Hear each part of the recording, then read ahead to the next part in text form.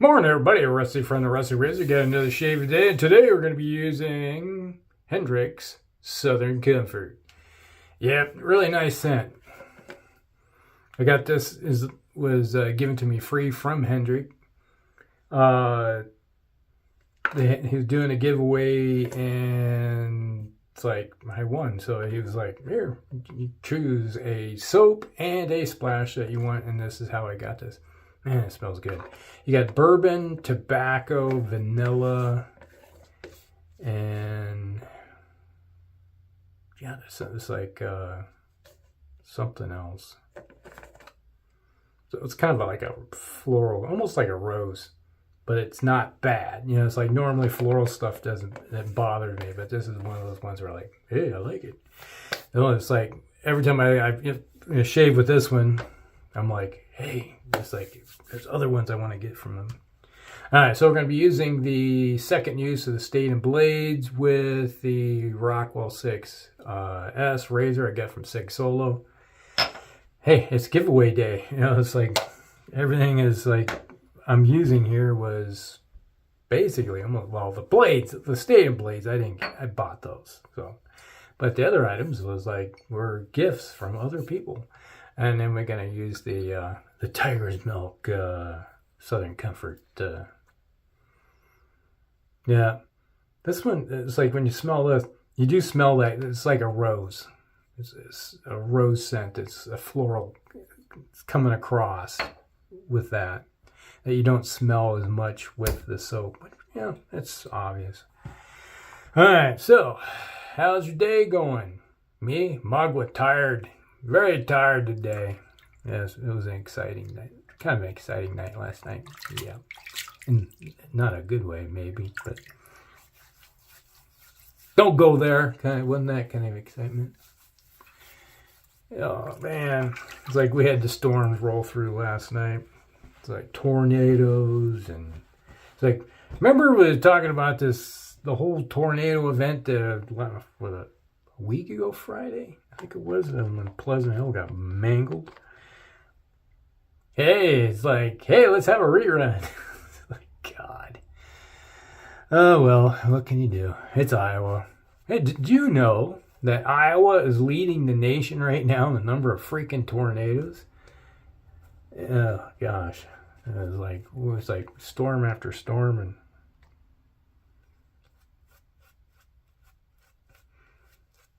but, you know, it's like when you live in the plains and the tornadoes mainly fall on the plains. It's like, put it that way. If you get that reference. It's just a rain, it's tornadoes. Yeah, it's like we had a big old line of storms roll in from Nebraska. It's like my buddy who lives down in bought the wheat farm from his father-in-law because they sold their property. It's like back in the late 90s, they bought some land up in Montana, mountain kind of cabin, and some large amount of property for practically nothing. And back then, he says, "You need to buy yourself a cabin out here." It's like, yeah. My wife was like, "Oh, we don't need to, and that's just extra property that we don't, really don't." It's like at the time, like, hey, I was working 3 jobs, I could easily have probably done it for what he paid for it. I think he paid $20,000 or something like that for this cabin and some land. I think it was like 40 acres of woods and stuff that went with it. Well, he sold the cabin and the land for enough to buy his father-in-law's wheat ranch in Kansas. Yeah. When you think about it, it was like, I told my wife that, and she was like, what? And I was like, yeah, we could have had the land right next to him. And she was like, what? Yeah. Remember when I said it would probably have been a good thing to buy? Well, yeah. It would have been a good thing to buy because you have all the Californites, the invasive species of moved in and started buying everything up, and land prices went through the roof, skyrocketed, and these cabins and property that people were buying for $20,000-$30,000 are now selling for millions. Yeah. See, it's like, that's what happens when you get an invasive species comes in. But yesterday, we had storms roll through, and it's like he's like, yeah, I'm sitting there out on the front step watching a tornado, big massive tornado, go through the western side of the property. Like, he's like, did you take video? Oh yeah, I should have done that, shouldn't I? I'm like, you dumbass. You could have sent it. Oh, it's like, man. He's like, I don't think of these things. I don't use my phone like that, like you do. I'll just like hope it doesn't get any closer. Like, yeah. So we had a big old tornado go through, and it's like, did it bother anything?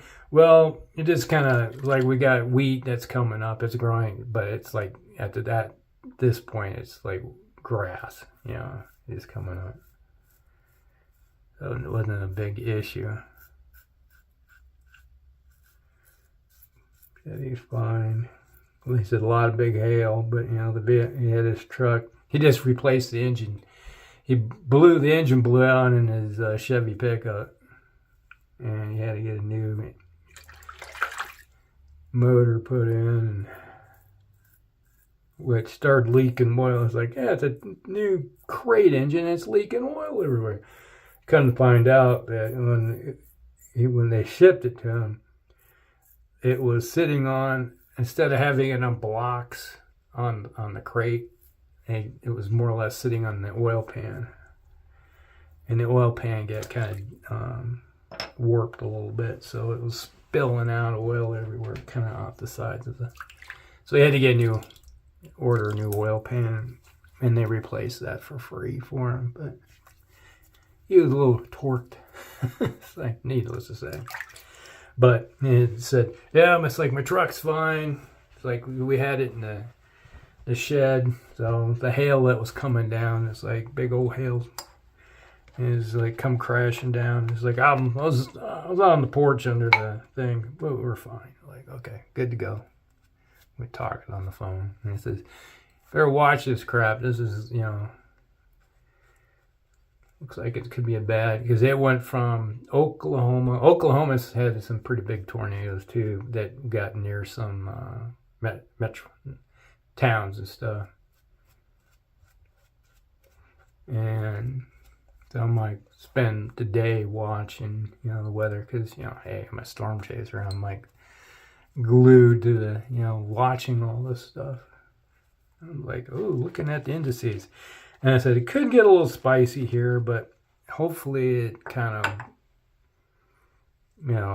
the time it hits us will be after midnight. So it's like the odds of big tornadoes are not going to be an overly big issue, even though we can have them. The smaller ones, like they hit Pleasant Hill, which was an EF2. Which has been officially called an EF2 tornado hit. It can do damage. It can rip a home to pieces, needless to say, tear roofs off, move a house off its foundation, or whatever it may be, pick it up and toss it, roll your vehicle, kill you, that type of thing. So I was watching my friend, who I think I mentioned, he lives to the west of us, over in western Iowa, where his brother's farm got hit with a tornado. Well, guess what? Same almost exact path another tornado hit, but this time it missed his farm and his brother's farm, and so he lucked out there. But I said, yeah, he's like, that was kind of an interesting moment. I was like, are we going to get hit this time? Is it our turn? I'm like, I hope not. And it's like they had it on, they were showing it on the radar and everything, and they were talking about it, because it was like, we have a tornado on the ground. And it's doing a destructive path. If you're in the path, get into cover. That type, the usual. For those of you that live over like in Europe and stuff that don't have to worry about these things very often, yes, you get tornadoes. There's tornadoes everywhere. Because you can get a pretty bad storm sometimes and you're going to end up, with a tornado spin up. But the conditions that do it on a regular basis here in the States, in the tornado alley, that's why they call it Tornado Alley. Basically, the plains from southern Canada all the way down to Texas. And what happens is we get a front that rolls in out of the north, cold. And if you got a lot of wind shear coming out of it, and then you got the warm moisture coming out of the Gulf, and they smash, they come in at an angle. So you got wind shear coming in, and they're like spin, and it's like vortices going around. And just spinning all the way up to the whole length of this where the two fronts come crashing together. And yesterday they come crashing together from basically Nebraska down to Texas. It's like southern Minnesota, South Dakota. They got some weather, but not like we did this time. And it finally hit here. Gosh, what time was it? About midnight last night when it started rolling in. And then when it hit, it was kind of calm, and all of a sudden it spun up. And all of a sudden it was just like between 1 o'clock and 2 o'clock in the morning, the alarms started going off. Because we have a home security alarm system. And whenever you get a weather alert come in from the National Weather Service for it, they send it via, because it's connected by cell service or. So and then all of a sudden it goes, me, you're getting that, and all of a sudden it's coming over, then you get the alarms are coming over your phone. And it's like everybody in the household, because we got my son, my wife, and I all have cell phones, and all of a sudden there's like, like, this is the National Weather Service, that you're getting the report coming over your phone. I'm getting the report coming through my, it's like, I know, I'm watching this. Gosh. And it's like, but this is, for people that don't, obviously. But it's like my mother-in-law. She was like, well, yeah, it's like I seen the thing coming in. And I just turned, it's like, okay. And turned it off and went back to sleep. And I was like, you do realize the storm path that they're talking about, we have detected the tornado, and this is, it's in this path line. She was right in the middle of the path as it was heading towards us. And it's like, but when you're 80-something years old, she was like, I don't care. I'm just going to go sleep. If it's my time, it's my time. I'm like, okay. Plus, she lives in the bottom part of the apartment complex, I guess. But so the entire complex just come down on their head type of thing. So I'm up and I'm watching this, and then it was about 3 o'clock when everything finally calmed down. So I think it was about 3:30 when I finally went to bed. And I got up at 8. So I'm kind of tired. This morning, skies are clear, 60 degrees, no humidity, beautiful day. It's like, because we're on the other side where the front, because cool front comes through and hits the warm front. Because yesterday it was like 85, I think, with about 65% humidity, so it was kind of a humid day. So lots of fuel for these storms. And they dropped, I think they said that here, we had just slightly less than 2 inches of rain fell last night in the course of 2 hours, 3 hours. We got a lot of flooding going on, localized. Up north in Ames, I think they said almost 3 inches of rain fell. That's a lot of rain. So, needless to say, I'm a little tired.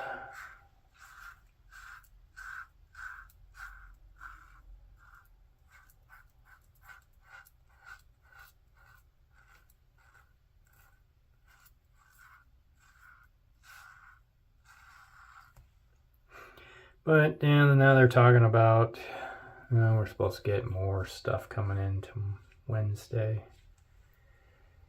So yeah, this is Tuesday morning for me. So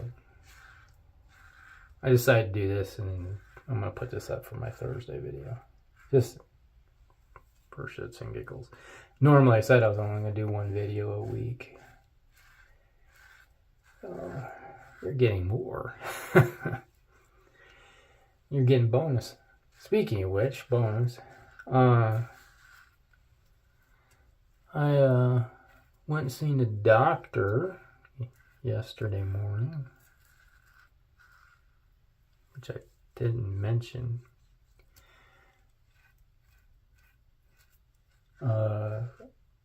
Had my diabetes checkup. It's my first checkup. It's like when I got out of the hospital. I went like almost 2 weeks without my Ozempic, and they had me on insulin. And after I got out of the hospital, I was check your blood sugar and see how it is. After I was running 500 or 600s, which is bad. Like a normal person without diabetes, you're like, you wake up in the morning, you're fasting after not eating anything all night. You're going to be ranging from 70 to, say, 120. 120 is on the high end. I was running 600s. Ooh, bad. I got my first little shot of Ozempic and it started coming down. I got my second shot coming. I was running 400s and 300s. If, those of you that are diabetic, you're hearing these numbers, you're like, oh my gosh, that's high. And then about a week ago, after my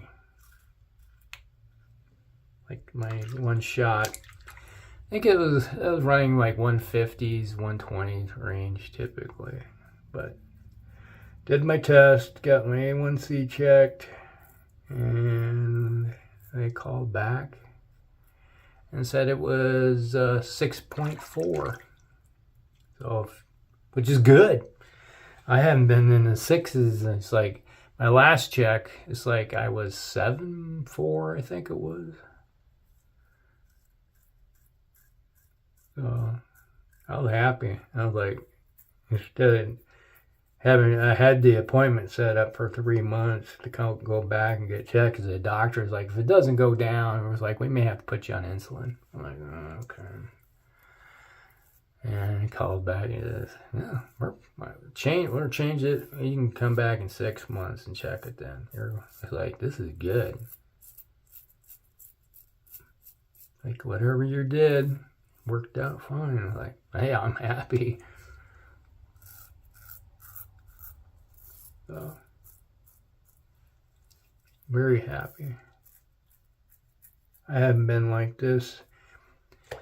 Oh, was it 22? Was it September 22 when I had COVID? It was like before that I was running at low sixes. And then I got COVID.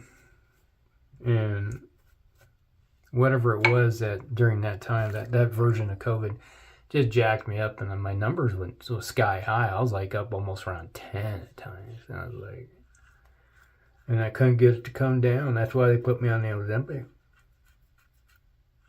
So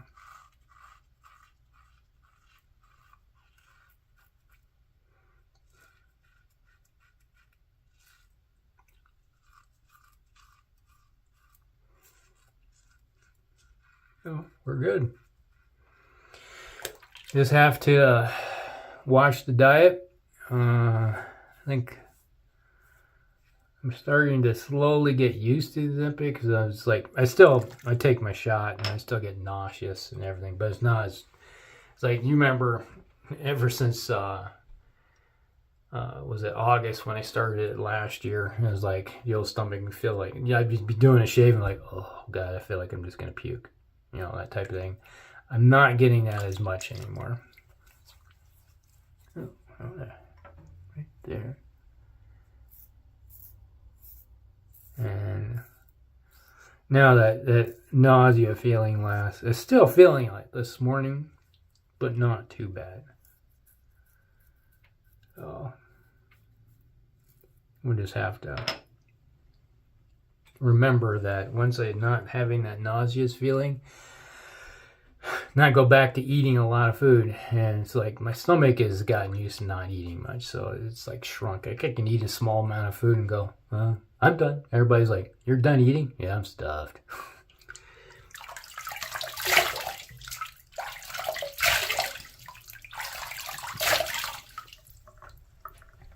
I can see why all these people that can afford the money blowing it on Ozempic and Mounjaro and stuff to lose weight.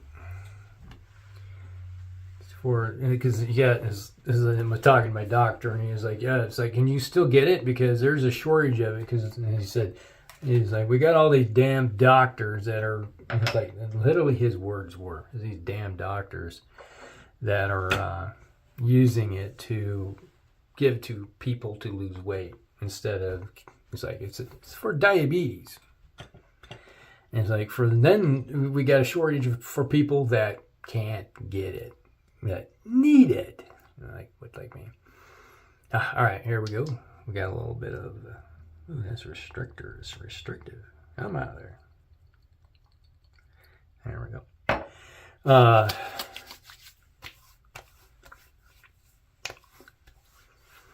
Ooh, really smell the tobacco. Cedar. Definitely, it's like a oaky cedar scent coming across there. Like I said, though, there's a kind of like a rose scent, but it's not that bad. Yeah, it does smell like cedar and oak. That's probably it's like I don't know if they added cedar to this, and then the oak is probably from the bourbon. But you do get that bourbon smell. If you ever drink bourbon, it's like, was it just the other day? Who said it? Was it Scott? Shaving with Peg Leg? I think it was him that said he prefers bourbon over scotch. I like scotch over bourbon, but I drink both. So there you go. I'm an equal opportunity drinker. There you go. All right, so shave a day. Oh, there's an affiliate link down below to the razor company. So if you need anything from the razor company, I think Hendrix is now on. You can get Hendrix stuff from the razor company. So if you got something you want from, go click on the affiliate link, and a little bit comes back towards me, and then we'll use those for giveaways. All right, so that's Hendrix Southern Comfort. Where's that right? There we go. Get it right. Hendrix Southern Comfort. Man, it's a nice scent. And we had the second use of the Statum blades with the Rockwell 6S, the 6 solo razor. All right, and then we followed up with a splash. The old tiger's milk from Hendrix. All right, that's Shave Day, everybody. Hope you guys like it. Like and subscribe, share with friends, and we'll see you in the next one. Rusty out.